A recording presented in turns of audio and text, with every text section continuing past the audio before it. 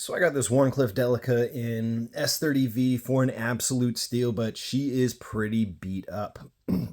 So I got it for around 60 bucks, and it came with some Titanium micarta scales already, and we know how much I love those, and I figured this would be a perfect opportunity to do a Delica rescue. So this edge has seen a lot of sharpening. The edge used to be probably down to here, and so we've lost a good little bit of that blade.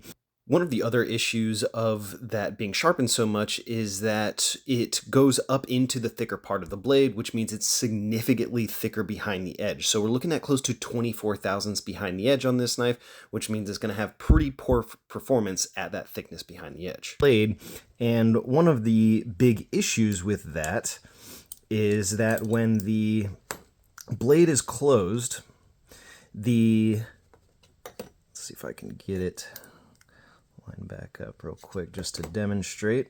So when our blade is closed, we have about that much room before the tip starts to protrude out and not be safely tucked away behind the scales. So the first thing I need to do with this blade is I'm going to remove some material from the ricasso here to allow the blade to come down into the scale some more so that tip is safely tucked away. Now I'm really hoping that doesn't mess with the action on this, but this is kind of an experiment for me and I wanted to document it so you can see how it goes as well. I'm also going to do a regrind on the blade, of course, and I'm going to go with a harpoon on this one. So where it's colored in black, I'm going to grind all the way down, and where we see the lines, I'm going to put a swedge on it to give it a harpoon. So I'm going to see how that actually comes out. So let's go take it out to the grinder. I'm going to probably just remove a little bit, little by little here, and fit it back together and see how it goes, because I want to make sure that tip is nicely hidden away. If I do end up deciding to do a skinny mod on these, I'm not sure if I am yet, I am going to need that hidden away more, because if I grind away some of this, it will expose that most likely. So let's take it to the grinder. All right, starting on this 2x42 belt sander, just want to do very touch and go, just do a little bit at a time and check it just to see how we are. So let's check this bit. All right, so we can see that little bit didn't really make too much of a difference there, so let's go a little bit more. And want to be very touch and go, don't want to take too much, don't want to overheat it either. And it looks like that's about how much material we removed there, and that appeared to have done the trick. So we don't want to go too much further. We hit the backspacer. So figure might as well, since I'll go ahead and put in a choil. Never done that on a Delica before. So now let's go ahead and get the harpoon grind going. So I'll apologize ahead of time for the way this was filmed. This is my first time doing this, and I really wanted to focus on the knife more than filming, so I didn't want to mess it up. But again, very touch and go, keeping it cool, taking it a little bit at a time here, making sure we are keeping the angle even to keep it flat. So keep it cool, dunk it in some water, take a look, starting to look good. So I really want to get it flat behind that harpoon as well, and on it. So I want to remove all of the curvature from the blade. So we'll flatten it out, very touch and go towards the tip there, because it does not take a lot to get that fine tip overheated. All right, starting to come together very nicely. So I'm going to go ahead and start the swedge. So I've changed the platform down to an angle, and we'll kind of just use that as a guide to make sure it is even on both sides. So again, very touch and go, do just a few seconds at a time each side. I'll check it for evenness and just kind of go back and forth until it gets to a place where I like it. Now I'm going to swap up to a 220 grit belt just to kind of refine those grind lines a little bit, just to get smooth everything out some, so it's looking good. And we are getting to a very good place, starting to get very happy with this blade shape. So now we're going to do some hand sanding to get those grind lines out, and so much hand sanding here.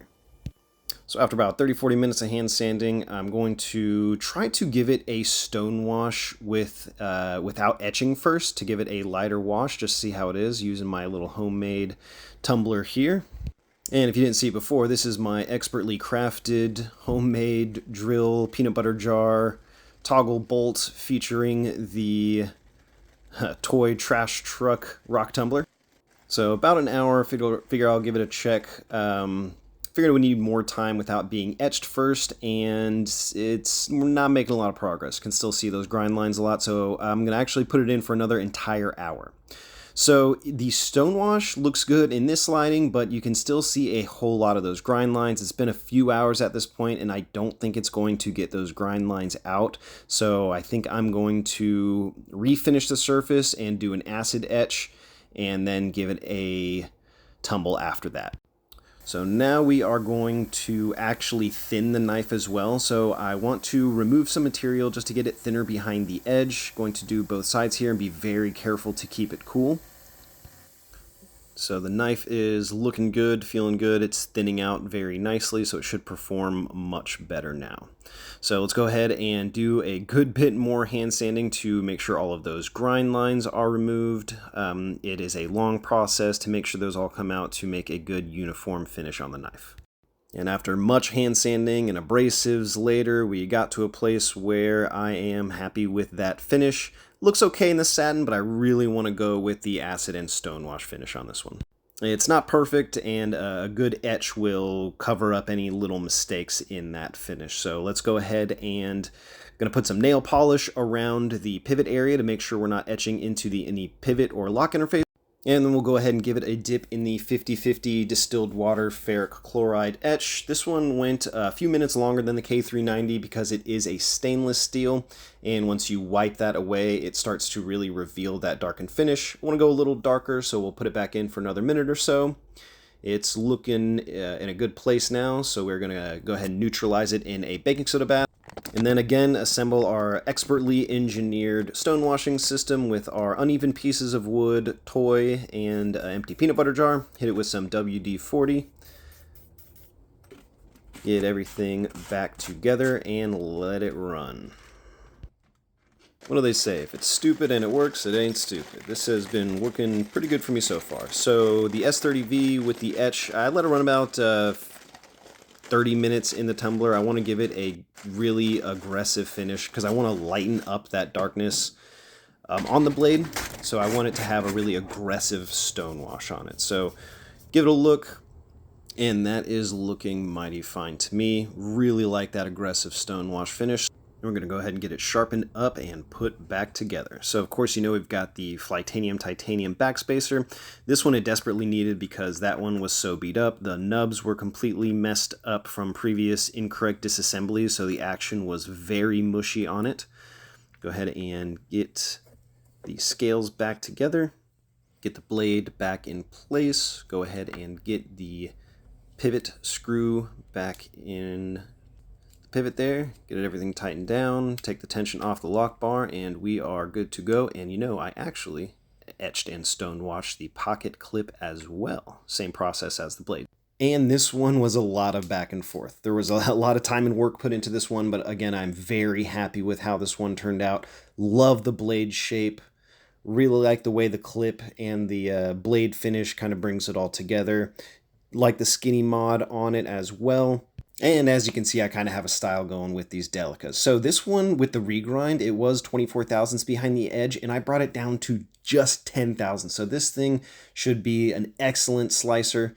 So closer to the heel, it's around 10 thousandths behind the edge. Up towards the tip, it is a little bit thicker, and I think that's just because I haven't ground bevels in a long time, but we're looking at 14 thousandths behind the edge towards the tip, and I'm just going to tell you I did that on purpose to make the tip a little more sturdy because it is a very fine tip, but now it's just kind of a byproduct of what I was doing. The secondary bevel looks nice and even on both sides. It is a little thinner towards the heel because the blade stock is thinner, but left to right side, they are both even, so I'm glad at least those bevels are even that way. And excellent action on this one with that Flytanium backspacer. Really love that harpoon grind on it. Really brought this Delica back to life from where it was. So hope you found this video interesting, and go mod some knives yourself. Thank you for watching.